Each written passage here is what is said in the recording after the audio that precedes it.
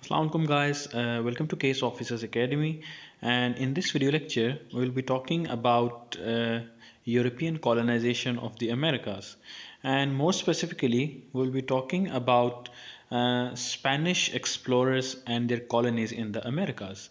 Now starting off, we will be talking about three questions in this particular lecture. So don't miss it out. It's a very important lecture. The first is, how did the Spanish build an empire in the Americas? I mean, what were the processes, what were the means they used? And why did the Spanish push for settlement in regions of North America?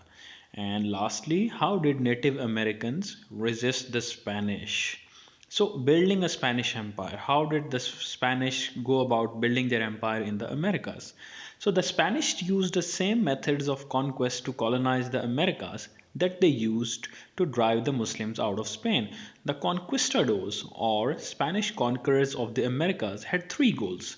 Number one, to spread the Christian religion. Number two, to gain wealth. And number three, to gain fame. Continuing with building a Spanish empire, Hernando Cortes conquered the empire of the Aztecs, one of the largest empire in the world. Francisco Pizarro had the same success with the Incan Empire, and both groups were aided by Native American allies and by smallpox and measles epidemics that killed many natives. Remember, Aztecs and Incas were very developed civilizations at that time in the Americas, and these gentlemen, well, they conquered them, and they were also aided by smallpox and measles because the natives, they were not immune to these new pathogens which the Europeans brought with them. So that is how the Spanish got a foothold in the Americas. Now, once they got a foothold, how did they control their empire? Well, for this they used, different methods. And by the 1550s, Spain had colonies in Mexico, Central America, South America, and the Caribbean islands. Spain grew wealthy as enslaved Native Americans and Africans mined silver and gold in the mountains of Mexico and Peru.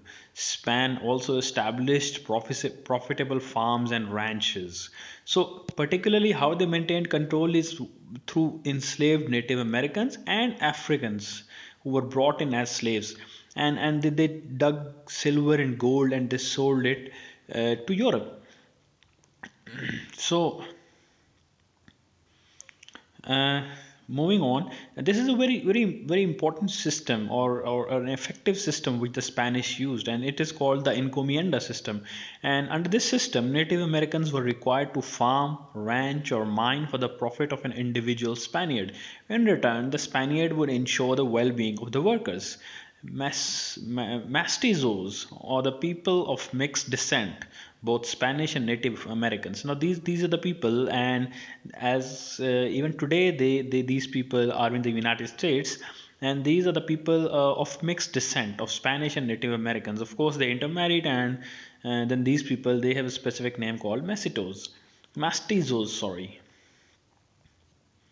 And the forts for defense. Now, Spanish also, built various forts to defend themselves against potential European rivals. So, what they did was effectively they built forts in the southeast coast, where a number of defensive bases were built in and around Florida to protect ships traveling from Cuba to Spain. These ships carried silver and gold. In the southwest, Juan the Ornate established the colony of New Mexico. Spain hoped to stretch the profitable mining industry of Mexico into the present day southwestern United States. And lastly, the West Coast fort.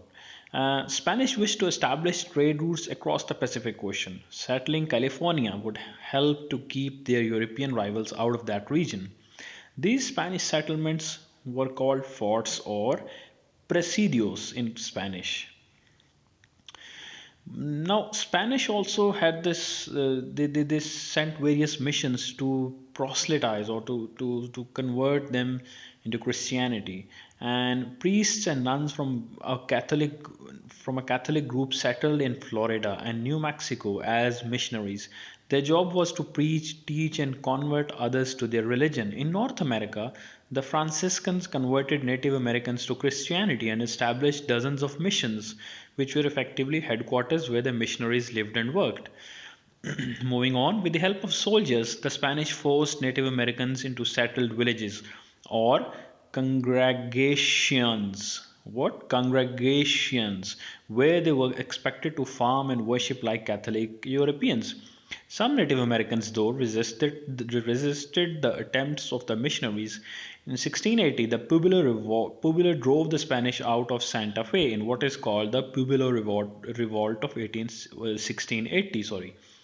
The Indians wanted to return to their traditional religious practices. Rebellions also occurred in Florida in the late 1600s. So that's it for now. In the next video lectures, we'll be talking about the French and ultimately Dutch and the arrival of the British. So stay put, and this is a very important lecture series on US history. And I hope you learned a lot from this. And do comment and subscribe to the channel. Thank you.